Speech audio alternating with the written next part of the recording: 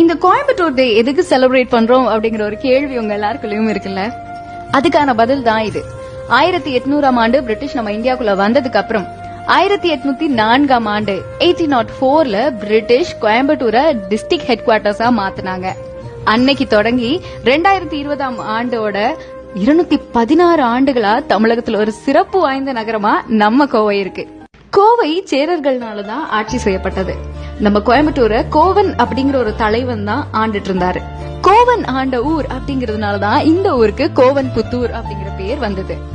சேரர்கள் மட்டும் இல்லைங்க, சோழர்கள், பாண்டியர்கள், நாயக்கர்கள், பல்லவர்கள்னு தமிழ் மன்னர்கள் மட்டும் இல்லாம திப்பு சுல்தான் வர கடைசியா நம்ம ஊரை ஆட்சி செஞ்சிருக்காங்க. 2ஆம் நூற்றாண்டுக்கு முன்னாடி இருந்தே நம்ம ஊரோட புகழ் பல தமிழ் சங்க இலக்கிய நூல்கள்ல இடம்பெற்றிருக்கு. இவ்ளோ ரம்யமான ஊர்ல பிறந்திருக்கோம். அப்ப கோவைனா கெத்து தானே.